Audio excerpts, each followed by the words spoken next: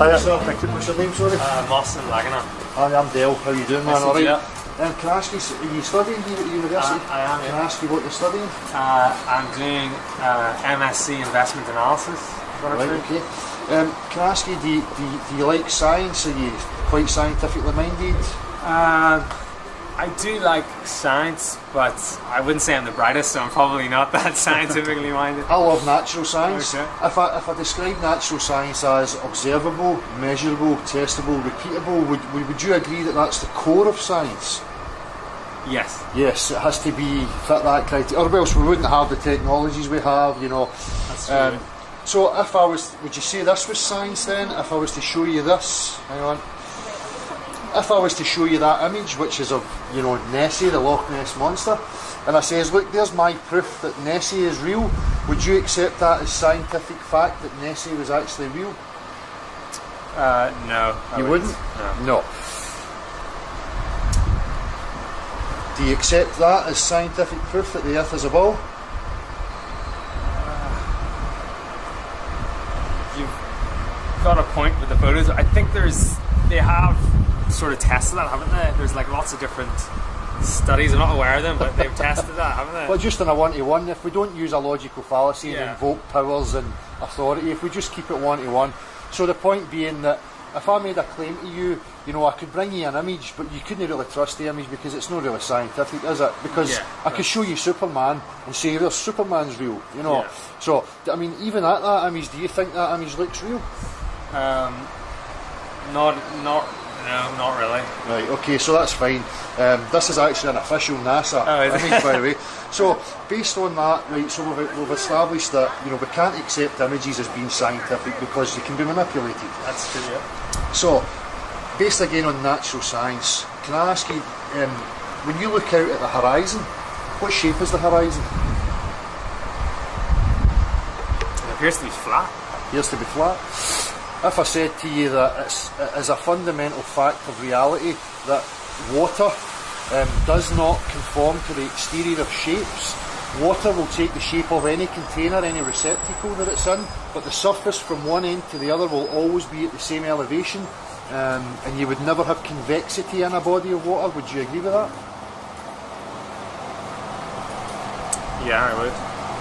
So that's just saying that it's flat no matter where it's contained. Yeah, I would agree. Yeah. So we know that that's an observable, measurable fact of reality, that that's how liquids behave upon Earth. Yeah. So knowing that one simple fact of reality, do you believe that you live on a globe? We know that the horizon's always flat. We know that water is always level. I'm out of my depth there, isn't it? I don't know. I thought it was something to do with the gravity keeps the water flat somehow. Could you observe that anyway? Is that not observable? Is that not? Well, I'm not too sure. It is observable, but if we look at that image, you know, when we're looking at these globe Earth claims, you know, the ocean has a huge curvature on it. Now we know that water does not behave like that on Earth. You know, so, you know, we don't have any practical examples. We know that that's the natural physics of water, but yet we're supposed to believe in these images that contradict our natural observations. Do you think there's a serious contradiction with the images and with observable reality? It's hard for me to say. I guess it's just having a different perspective from space, right? I'm not too sure. This image here on the right is through a camera called a Nikon P900 Coolpix, and this is what NASA shows that Mars looks like. Do you think there's a serious contradiction there? Yes. Have you ever viewed the stars and the planets through your own eyes? Yeah. You have? Do they look like that? They don't, no. They don't? So do you believe that would be a real representation? Considering that that's through an actual camera? Are their cameras better, NASA? Do they have like higher... If I go back to this... I'm not too sure, because I don't know. See, if I show you this image, okay? So supposedly when they were on the moon, this is Earth from 240,000 miles away. Yet they show us this image of Earth from 1 million miles away. Do you think there's an issue there with that?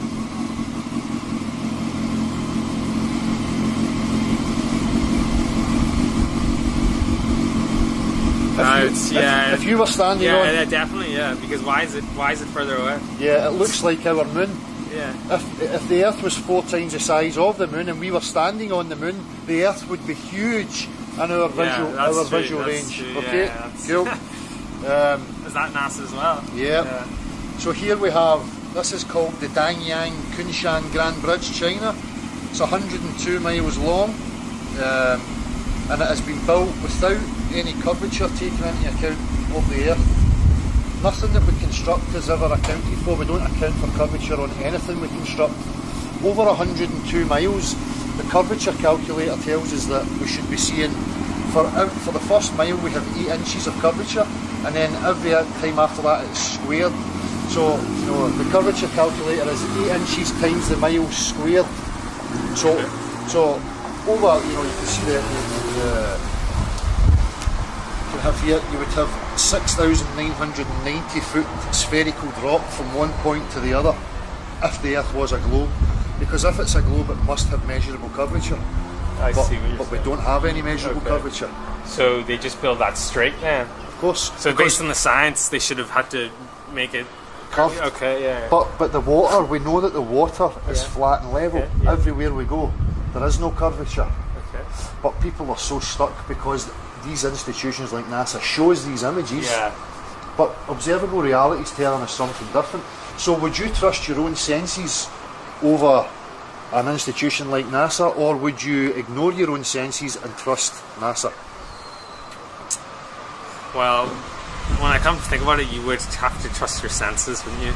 Well, you wouldn't be standing here dressed and with your hair fixed and you're shaved. You'd have cuts everywhere, and if you couldn't trust your senses. It's this. I guess it's the same with a lot of things like religion and so forth. You can't really take what you're told. Well, that's the thing. That's a perfect point. If I go to a religious person and I say, prove to me, your religion's true, they would show me text, they would show me images and crucifixes and blah blah blah.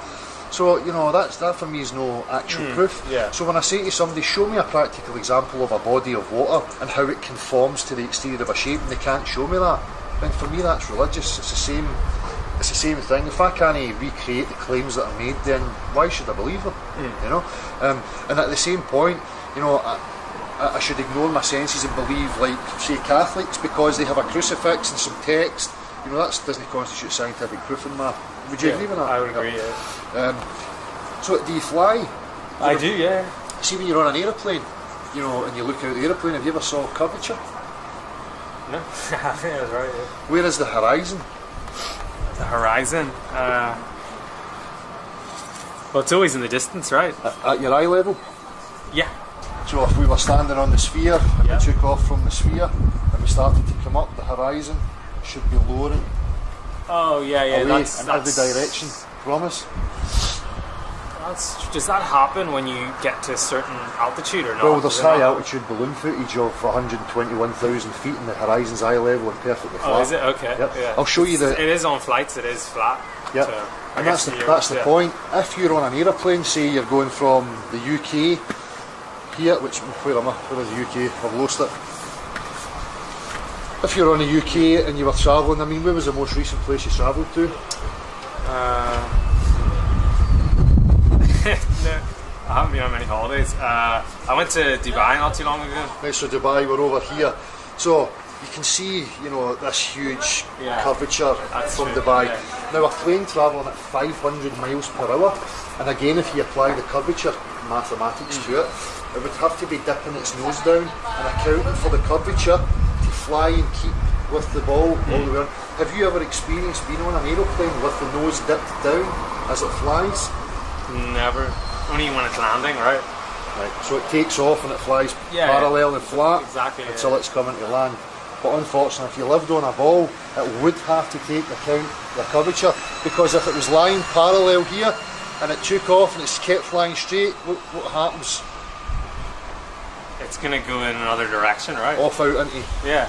Off out into space, right? It'll be like there. Yeah. So it would have to keep with the Earth to go around. So this is, you're aware of the high altitude jump that it's meant to have been the highest jump from a balloon.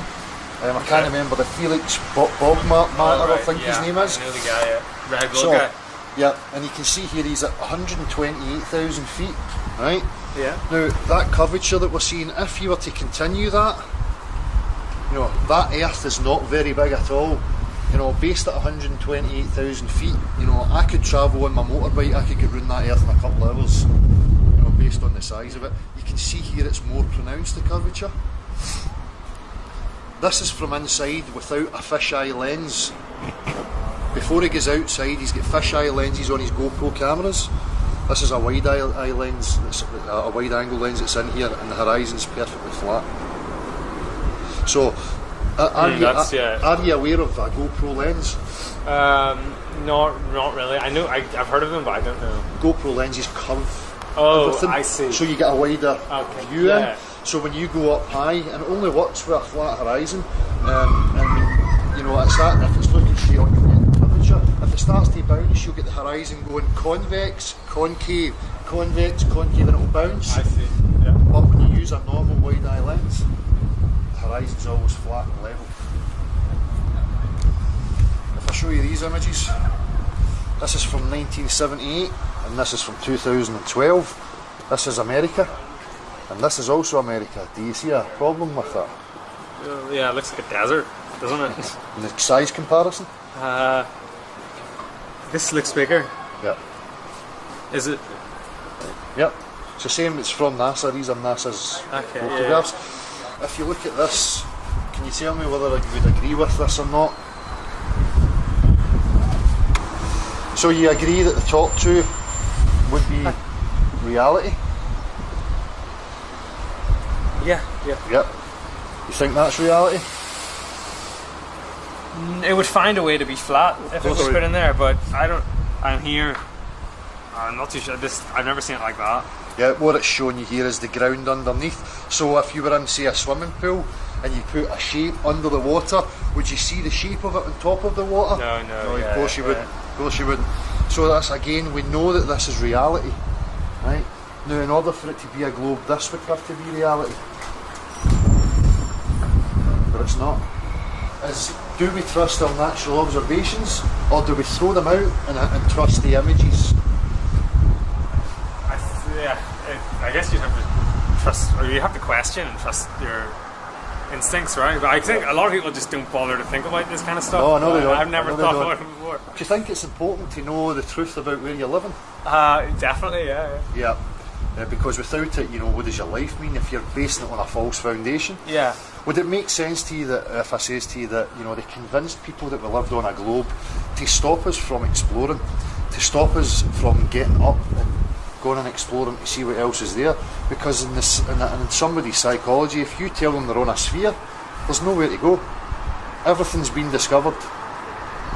So therefore you're just going to stay still and you're just going to go on with your life as best that you can, and does that make sense to you? So do they mean to stop people discovering on Earth?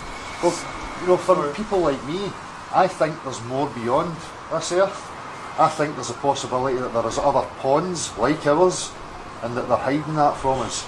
And this is why you have us looking up at the sky thinking that, we explore by going into outer space and blah blah blah, which for me is nonsense, and I'll tell you why I think it's nonsense. When I look at this can, right, inside this can I have a pressurised gas. So I would see that inside there is a pressurised system. Right, yeah. Would you agree that we live in a pressurised system? Would you agree that we live in pressure? Air pressure? We have pressure all round us. Yeah, is that right? I don't know. Yeah. No, that's fine if you don't know. Okay.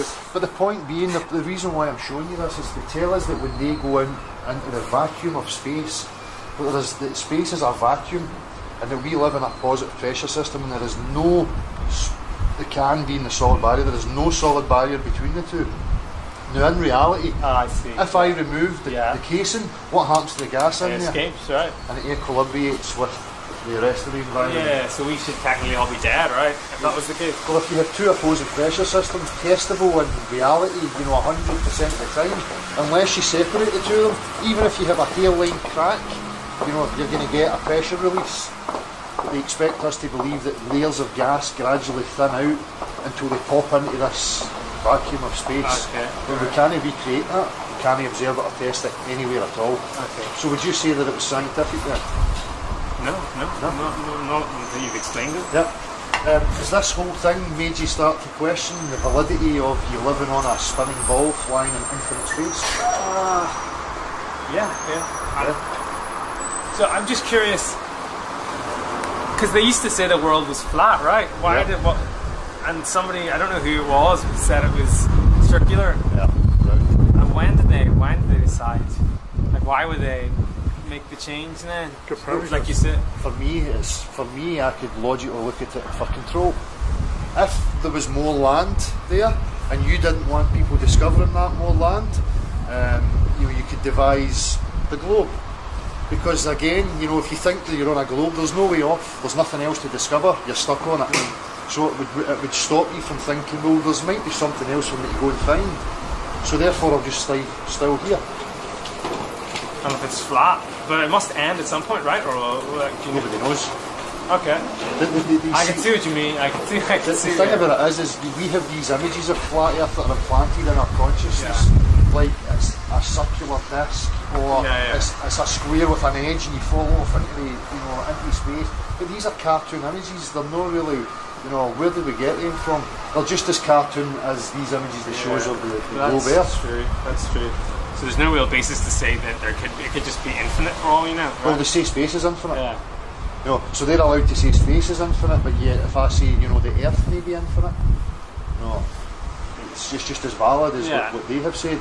But we have so many areas in the Earth that are kept that we are not allowed to go and explore freely, like Antarctica, the North Pole, without a guide, without government approval and stuff like that. You can't just go wandering about these places. So for me, people like me and John here, we are suspicious about what it is they're actually hiding from us. We know now, beyond a shadow of a doubt, that we don't live on a spinning ball. We have Gav, a guy. I'm going to give you a card. If we go live on a Saturday night, we invite anybody to come and prove to us that the Earth is a globe. We have guys like Gav, who's an honours degree graduate from in maths and physics from Glasgow University. He knows that what they told him is nonsense. Okay. And you have so many people new coming forward and starting to question and really ask questions. And really that's all we're doing, we're asking questions. But since we started that, we've found that there's so many organisations on social media who are there to try and stop us from questioning it. We get so much opposition, we get so much, and it's not like logical discussion. There's never any scientific proofs. It's just name calling and ridicule, and which is obviously a logical fallacy. Yeah. It's no, science is objective. It doesn't need to be an argument. We don't argue about the natural world. We can only, observe it and measure it. So, do you think you would look into it after today? Yeah, I would definitely read about it and see what the situation is. Yeah. I've never thought about it before. Thank you. So is this used for? What's this used for? Is it are you doing a study or something? Well, I've been doing this for 2 years now. I started off just doing my vlogs talking about it, and then I adapted it into a live thing. So that a Saturday night, you open the platform up, anybody can come on. It doesn't matter, if you're, whoever you are, if you're a scientist, a lecturer, whoever you think you are, they can come on and provide scientific proof that the Earth is actually a sphere. Now, in over a year of doing that, we've had absolutely nobody providing any proof that the Earth's a sphere. So, and as I say, common sense, our own observations, we know water's flat and level. The Earth is 70% covered in water, therefore it has to be a level plane. Yeah. So, interesting. I don't know. If it was a globe, do you think there should be measurable curvature of the globe? You would expect it to be measurable in some way? Yeah, but I don't know. Is there something that I was listening to something about navigation? Like the way they calculated navigation was under the assumption that Earth was curved, and that allowed them to make the first maps or something. I don't know. Well, for me, we were already navigating on the level plane, and what they've done is they've superimposed, the level map onto a globe. So they tell you that you can just do a circumnavigation east to west around the globe, but they never do it north to south. They never go a full way from the top, right round the bottom and back to the top again. It's always east to west. And it's very simple, and it's for this reason. If that's the Earth here, and that's the area of the Earth, then for me to go right around the Earth, I just go... And I end up back where I started. Okay. But to go north to south, I would have a problem. Yeah. If I was just to go straight across, because if I keep going, I'm just going to go and I'm away from the Earth now. So in order to give you the illusion that it's a ball, you go round.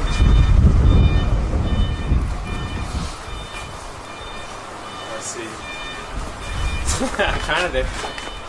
Well, this is the thing. If you forget about anything that I've just said to you, and I started afresh and I says, you know, why do you believe you live on a globe? What would your reasons Yes, be? because I've been told. That's why. Yeah. And that's the same for us. You got us when we were kids, before our critical thought started, and they told us that that's the fact, and everybody else just believed it. So therefore, we'd put it at the back of our minds and we don't question it ever again. You know, and then we'll just believe, you know, whatever they're telling us. Until you get to a point like today, you know, where somebody's actually making you question it, and you can see the absurdities right away, you know, and the contradictions. So basically that was, you know, that's all we could have hoped for, was to get an honest answer from you and hope that, you know, you'll go and question it now. Well, that's what it is. So you got a YouTube channel? Yep. With a, is that it, Beyond Humanity, or is that the name of the channel? I'll watch some of your videos. That they serve you are opinionated views. Don't switch on my TV, 'cause all they do is lie.